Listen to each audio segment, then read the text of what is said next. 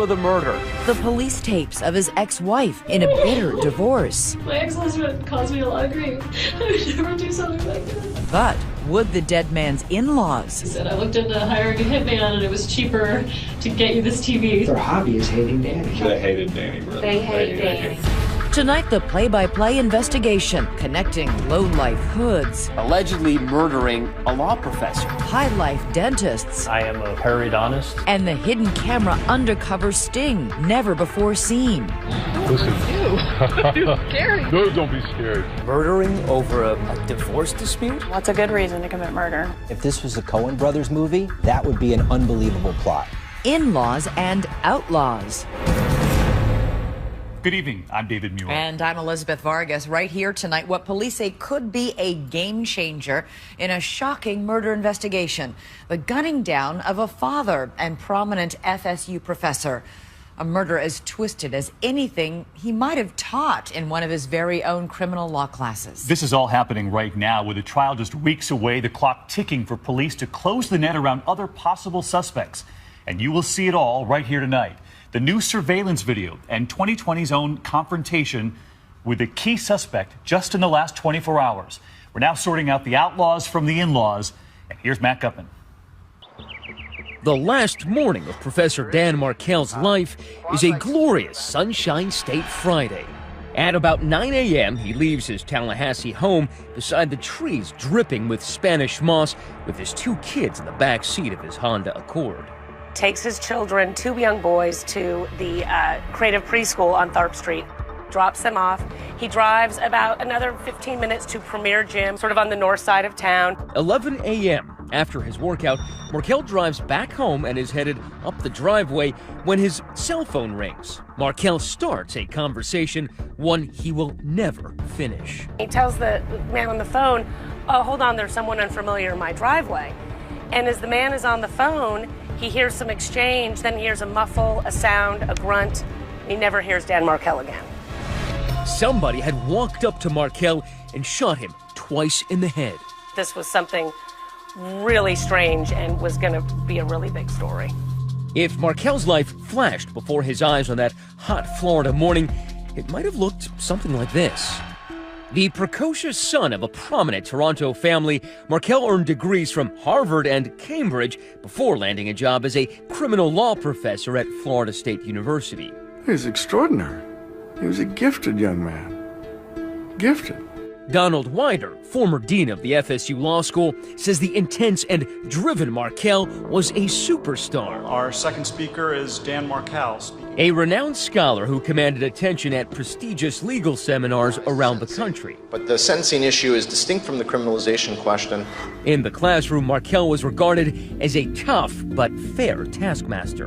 Dan was demanding of himself and of others. He was always exhorting people to do their best, to think independently, to think critically. And hopefully this will provoke some conversation. Thanks. Markel also found success on the domestic front when he met a University of Miami law student 7 years his junior named Wendy Adelson.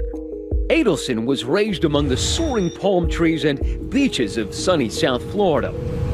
Her well-heeled family operated a lucrative dentistry clinic named the Adelson Institute near Fort Lauderdale, where Father Harvey and brother Charlie, I am a periodontist and owner, handled the drilling and filling, and her mother Donna coordinated patient care. Attorney Michael Weinstein has known the family since childhood. Harvey opened up his dental practice 40 years ago in Tamarack, Florida, and he's been a pillar of the dental community, doing a great job for patients for the past 40 years. Tell me about Wendy. What is she like? Wendy is an incredibly bright, incredibly intelligent individual. While Wendy Adelson was a serious and committed law student, her best friend, Tova Walsh, says she was more free-spirited and quirky than her straight-laced boyfriend. Welcome to The Weakest Link. Wendy. Once appearing on that old quiz show, The Weakest Link. When I was little, I wanted to be a giraffe. Is there anything else you've ever dreamed of? Well, I was in the circus for a while as a contortionist. Wendy is just, fun and full of joy. She's a lovely person who has just boundless enthusiasm and energy and sense of humor. After a whirlwind courtship, Markel and Adelson announced their February 2006 wedding in the New York Times. Friends and family gathered at this synagogue in Boca Raton, Florida, for the ceremony. It was a beautiful and very elegant affair. Wendy looked gorgeous. Dan's friends and Wendy's friends were all there and celebrating with them. The newlyweds settled in Tallahassee, where Wendy also got a job at FSU as a clinical law professor specializing in human trafficking issues. We had 2 previous clinics, and this is the 3rd one coming on board. I think she did a great job. Very poised, capable, professional, competent, articulate. Life seemed blessed for the 2 lawyers in love, especially after the arrival of 2 children. To their many friends in the Tallahassee area, like Alex and Maya Greenberg, it seemed like Dan and Wendy had it all. We went to dinner once at their house, and we left kind of going like, almost oh my feeling God, inadequate. like because they were dancing and singing and happy, and they're just very affectionate. I mean, they called each other the Bears. Mr. Bear was Danny and Yeah. Mrs. Bear was Wendy, and that was their thing. Despite the lovey-dovey front, it turns out Wendy's passion for Papa Bear Dan had long ago gone into hibernation. In this podcast she later recorded, Wendy laid bare her feelings for her overachieving husband. Thought I could cheat the system and marry a man I lacked passionate love for. Our marriage dissolved after the children arrived, as the loneliness of being married to someone that didn't view me as an equal crept in. Despite her own impressive career, Wendy says that Dan was constantly belittling her achievements, refusing to even read her passion project, a novel she wrote. I mean, he didn't like fiction, so why read my novel? It was logic, not a lack of love. Then, in September 2012, after a business trip, Markel returns to Tallahassee to find a most extreme home makeover. Much of the furniture and belongings gone. The kids also gone. One of the few things Wendy did leave behind, a crib mattress on the floor with divorce papers on top. New York law professor Ethan Lieb was a close friend of Markel. This was quite stunning to him. Even in his wildest imagination, he doesn't think that this is going to happen, and he doesn't think this is going to happen this quickly. Dan tried to reconcile with Wendy, but then the former contortionist added this new twist. A motion to move the kids 450 miles away to her parents' home in South Florida. And that was a turning point. I think that flipped a switch in it, because then he felt like, okay, I need to fight for me now. I think he went from, at that point, frustration to a little bit angry. Dan successfully fought the relocation, but now the gloves were off. In colorfully worded briefs, he attacked Wendy for the Pearl Harbor-style separation and her Visigoth-like sacking of the marital home. Then, in March 2014, Markel launched an offensive on another front, the mother-in-law. In court papers, he demanded that Donna, Wendy's mom, stop having unsupervised visits with his kids after they told him, "Grandma says you're stupid," and "Grandma says she hates you." Yet in this emotional wasteland, new romance found room to bloom. Wendy started dating a fellow FSU professor named Jeffrey Lacasse. And Dan also found a new legal eagle to be his romantic co-counsel, a prominent New York law professor. And I said, "You have a girlfriend now? You're having fun in life again? You're smiling a lot? You have to start celebrating those things and walk away from this negativity." And he walked away from that conversation saying, "You're right." But on July 18th, right after his morning workout on that beautiful summer's day, he'll be shot down in his driveway. His next-door neighbor calling 911. His driver's side window is shattered and he's battered and can't answer. He's inside, the car is running, and he's got blood all over his head. He's not responding to me. When we come back, Markel's ex-wife is the first person police bring in. She's all tears and fears. So I understand why I wouldn't be the person you would think would do something. When 2020 returns.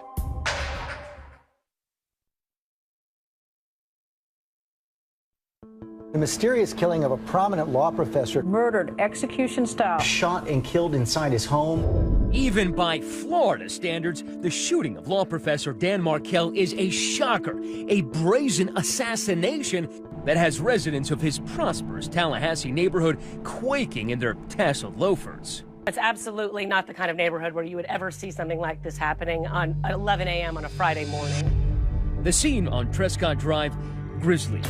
Markel shot twice in the head, breathing, but barely alive.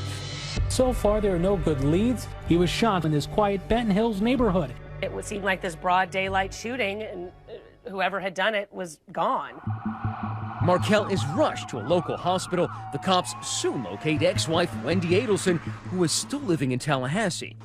They take her into this interview room where they tell her what happened. There was a shooting at your ex-husband's home. Daniel, all right, has been taken to the hospital. He's not going to survive. Oh my God. Okay?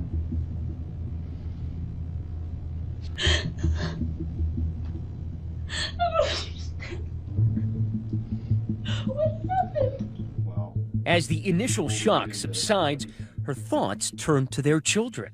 It really scares me because it means there's someone out there that's willing to do this to him, and I'm scared for the kids. Maybe she should be scared for herself. Cops take a hard look at her as a possible suspect. She is the ex-wife, after all. Snapping a photo, swabbing her hands for evidence of gunshot residue. Can I have your phone now? Taking her cell phone, turning her minivan inside out. My ex-husband caused me a lot of grief. I would never do something like this. I know.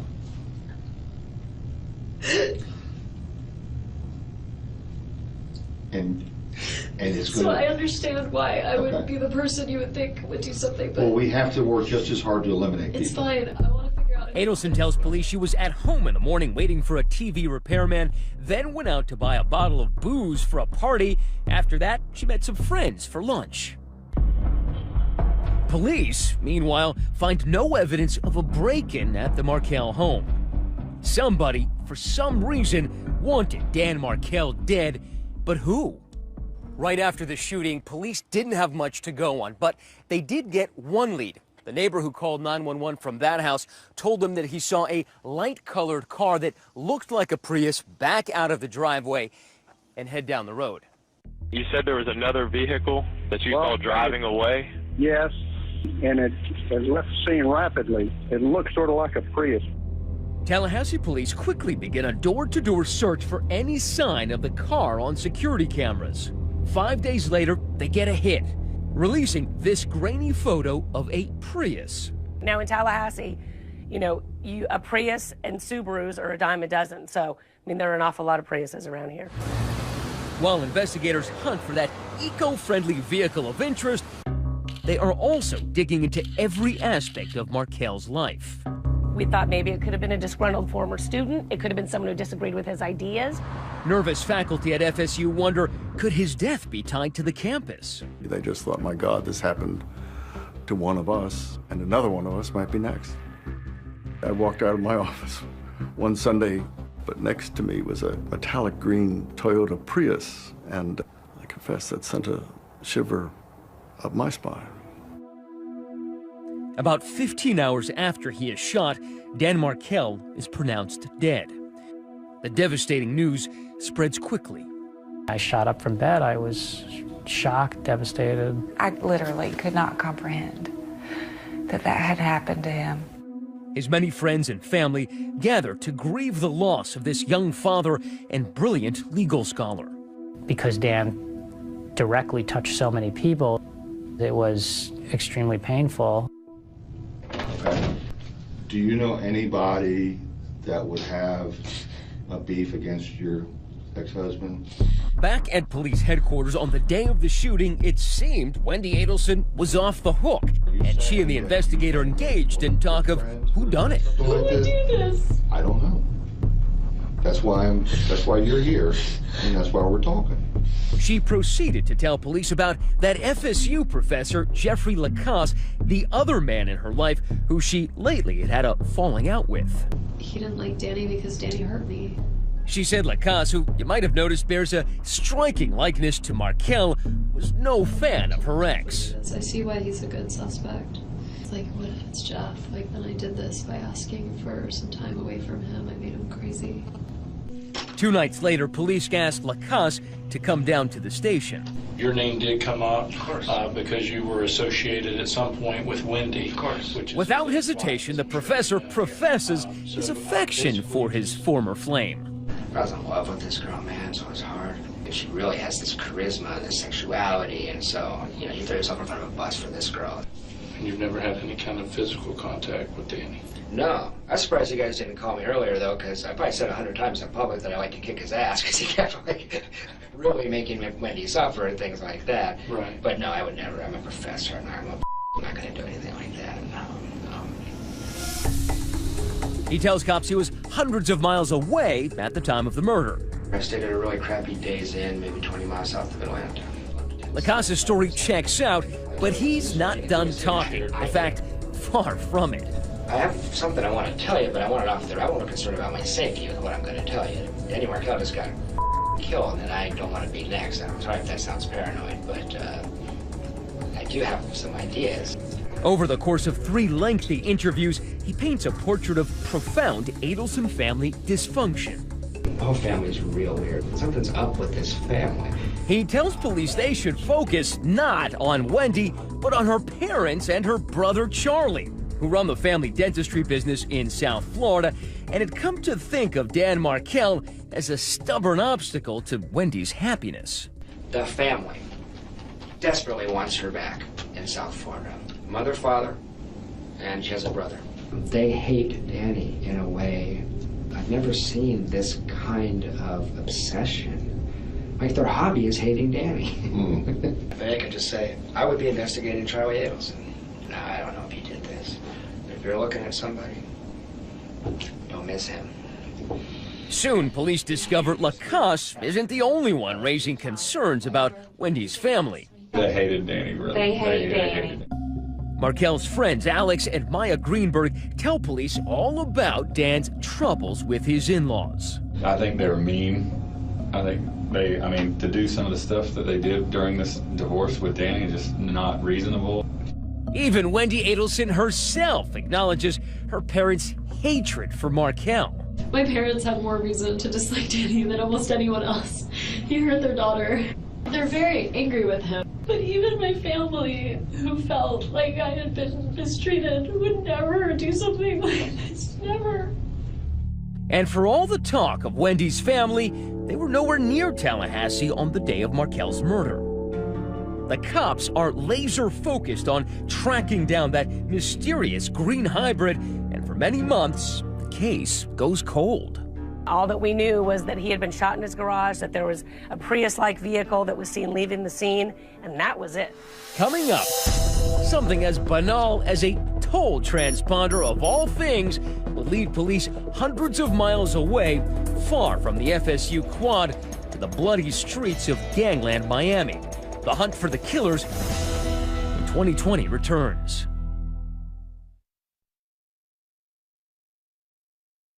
"2020 continues with more of In-Laws and Outlaws. May 2015. It's been 10 months since the murder of Dan Markel. His ex-wife Wendy Adelson and their 2 kids have moved to trendy, tropical South Florida. Wendy has started a new chapter in her life, enrolling in a creative writing class. 10 months ago, someone killed the father of my children. Listen to this podcast recorded for the class as Wendy, in a deadpan delivery, first describes the demise of her marriage and then her ex. First we got divorced, and then he got murdered. In casual conversations, I don't know whether to call him my ex-late spouse or my late ex-spouse, except that late ex-spouse sounds like latex spouse. Wendy may be talking about Dan Markel's death, but his grieving parents have never spoken publicly. They asked their attorney, Orrin Snyder, to talk to 2020 on their behalf. How important is it for them, for authorities, to find Markel's killer? Well, I would say it's impossible for them to move on until the killers and all those responsible for this brutal murder are held accountable. With the Markells fully behind them, the police leave no stone unturned in their efforts to get more information on that green Prius that a neighbor saw leaving the scene of the crime. Police have already looked at every security camera in the area, but then an enterprising investigator decides to check out the cameras installed on the city buses. Bingo! They find this video of what they believe is the suspected green Prius. Although you can't see the driver or read the license plate, police do have one tiny clue. Seen in the windshield of the Prius is a toll transponder. It's a strong indication that the killers weren't from Tallahassee because there are so few toll roads surrounding the city. Police then pull the toll records for all of the Priuses heading into the Tallahassee area around the time of the murder. When police pulled those toll records, it led them here to this hole-in-the-wall rental agency here in Miami that rents mostly hybrids. Now, inside, a contract was signed leading police to the men who rented that green Prius. Here's the eureka moment, the rental agreement. It shows the Prius was rented by a man named Luis Rivera. Using the listed cell phone number, police are quickly able to confirm Rivera's identity, and it turns out he is very well known to authorities. Police say Rivera is a leader in the notorious Latin Kings gang. Latin King organization are a very serious threat to the community. They have been known for armed robberies, homicides, home invasions, carjackings. This undercover detective with the Broward County Sheriff's Office has to keep his identity disguised. This is a very tough neighborhood. As you can see, it's one way in, one way out. He took us into the heart of Rivera's stomping grounds, where he was known by the moniker King Tato. He was the first crown, which is the leader for the North Miami Beach chapter of the Latin Kings. Of course, he'd be the main one giving the orders out, knowing everything exactly that's going on. And there's another lead on that rental contract, a man identified as Rivera's brother.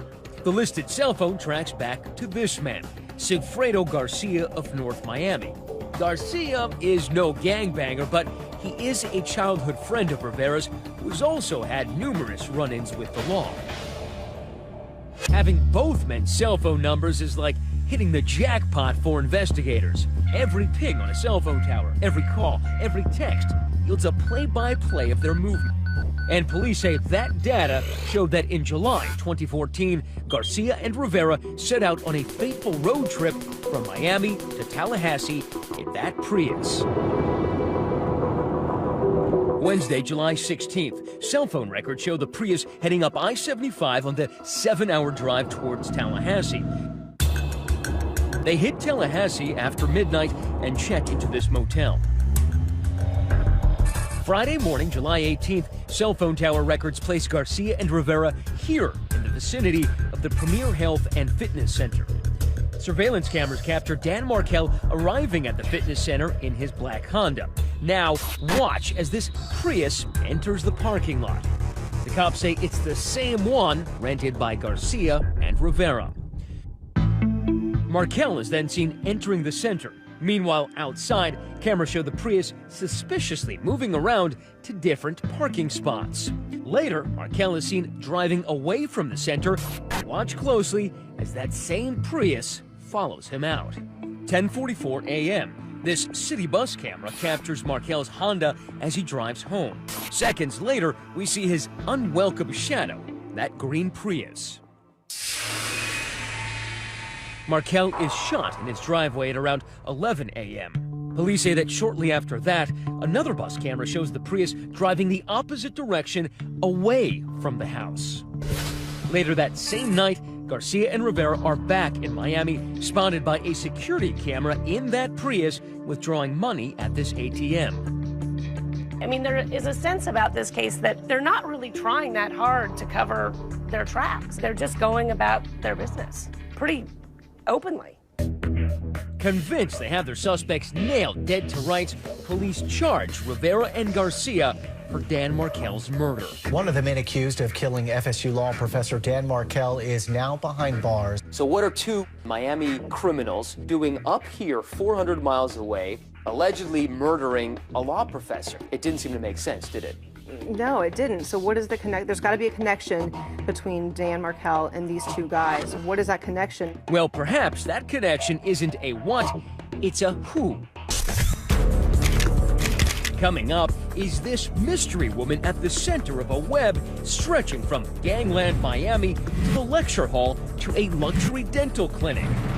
And did someone give her an eye-opening payoff to help orchestrate murder? Was plastic surgery, breast augmentation, part of her compensation? When 2020 returns.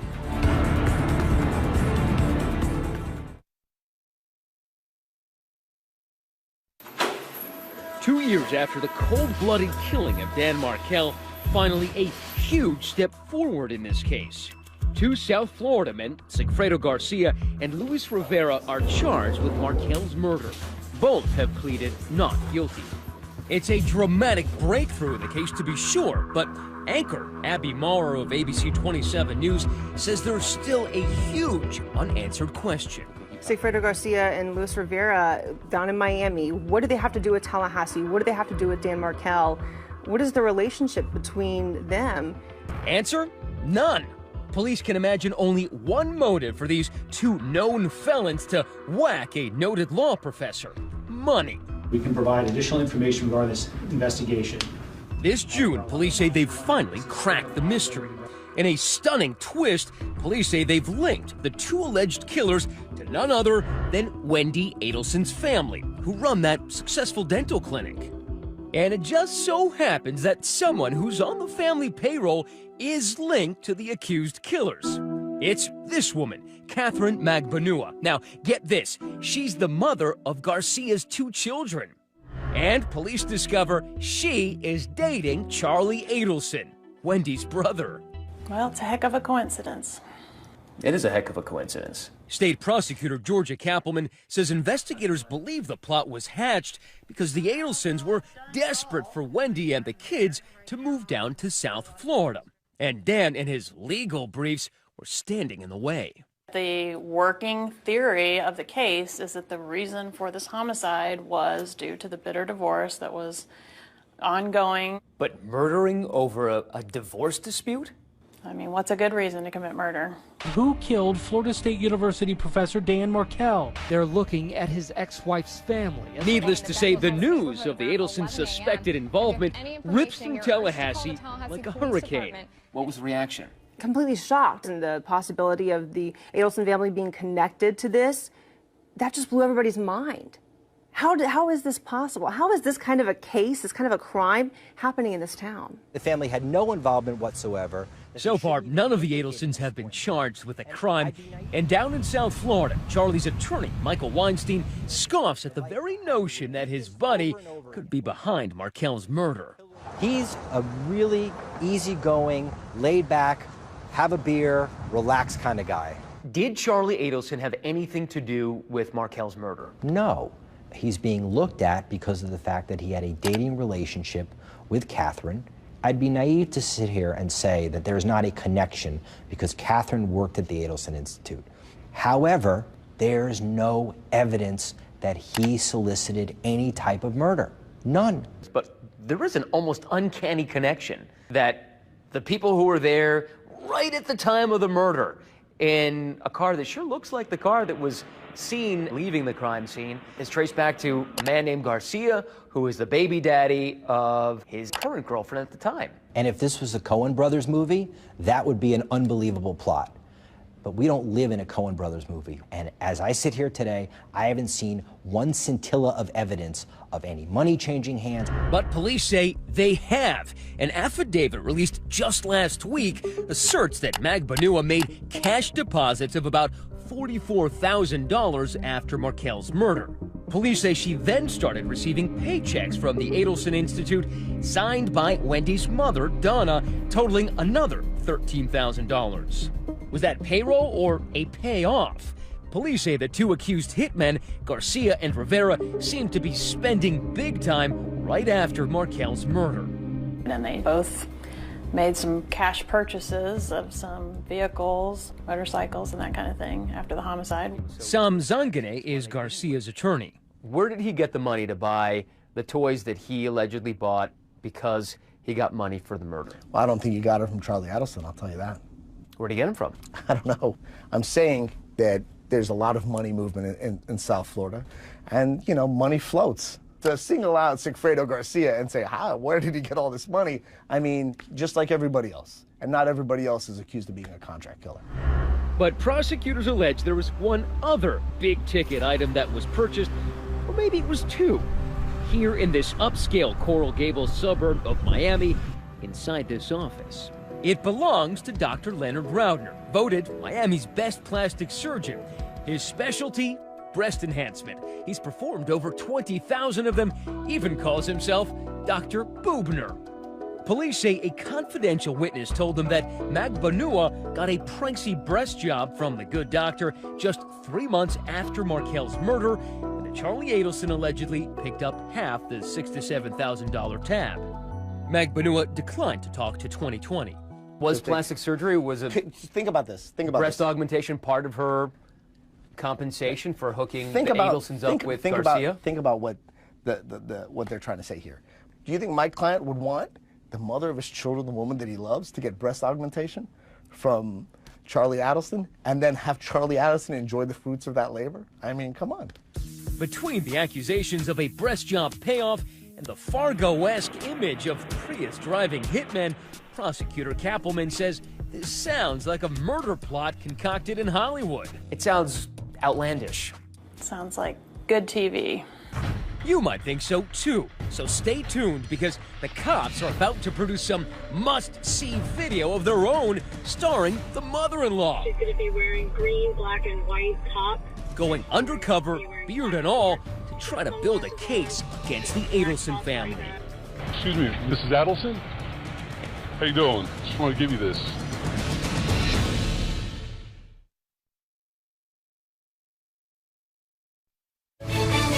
#2020 continues with more of In-Laws and Outlaws. Rewind. Go back to the July afternoon when Dan Markel was gunned down in his garage. You'll recall that his ex-wife, Wendy Adelson, was brought to the local cop shop that day for the grim news. I'm sorry. I don't know who would do this. Okay. Danny didn't treat me very well, and I'm so scared that maybe someone did this. Not because they hate Danny, but because they thought this was good somehow. Okay. Do you think someone would do this for your benefit without asking you? No. What good But that question gets Wendy thinking. About who? Big brother Charlie, and the eye-opening comments he'd been making after he bought her a TV. Listen to this. You know, it was always this joke. He said, I looked into hiring a hitman and it was cheaper to get you this TV. It was my divorce present. Okay. Such a horrible thing to say. Well, do you think that this guy Charlie would even be capable of doing something like this? No. It's just talk. He's the Joker. Okay. But by the time Wendy related the story to her boyfriend, Jeffrey Lacasse, he says there was nothing funny about it. Remember, he planted the seed, telling police how much the Adelsons hated Markel. Here's how he remembered it. She told me that Charlie had looked into having Danny killed in the summer of 2013. She meant it dead serious. Said it would cost about $15,000. $15,000? That's right. Had Wendy ever even hinted that she suspected one of the family members? No, I mean, she's never indicated to me any, suspicion that her family members were connected. Tova Walsh is Wendy's best friend. She, like you, like me, sees the coincidence and is horrified by it, but is not, it's something that she can't imagine could be the case. But the cops sure did. Black shorts. Setting up an elaborate scheme with the goal of rattling the Adelsons. This is a rare inside look at a sting operation. The target, Wendy Adelson's mother, Donna, who police suspect could have been in on a plot to kill Markel. This exclusive video shows her on the street in Miami Beach, completely unaware of what is about to occur. Excuse me, Mrs. Adelson? That bearded man comes face to face with Donna. He's actually an undercover agent wearing a body camera. Listen. Ew. You scared. No, don't be scared. Delivering a veiled threat, he's posing as the brother of Luis Rivera, one of the alleged hitmen. He's pressing Donna for payment for services rendered. And I want to let you know that my brother, he helped your family with this problem you guys had up north. He's going through some rough times, and we want to make sure that you take care of what he's going through. Donna's response is barely audible. Well, this will explain it. Thank you. She has the paper. They're walking away. The bait is set. Inside that envelope, police say, is a press release about Dan Markel's murder, a phone number, and a demand for $5,000. But was Donna hooked? All right, you see broke contact. She's heading away. She's crossing the street. To Sigfredo Garcia's attorney, the video only proves that the investigation has become a fishing expedition. Why else would they do something like this? Because they want to catch lightning in a bottle, because they don't have that yet. But police say the ruse works. The sidewalk squeeze sets off a flurry of jittery phone calls and conversations between the Adelsons, Magbanua, and the alleged hitman, Sigfredo Garcia, all secretly recorded by law enforcement. They discussed paying the money, but never do. According to police documents, Charlie considered something else, getting the mysterious messenger out of the picture permanently, allegedly telling Catherine, "You better kill him because he's going to be a big problem. If you can't do it, I'll have someone else do it." Will all this be enough for police to finally pin charges on the Adelsons? And are they headed from the penthouse to the big house? Stay with us.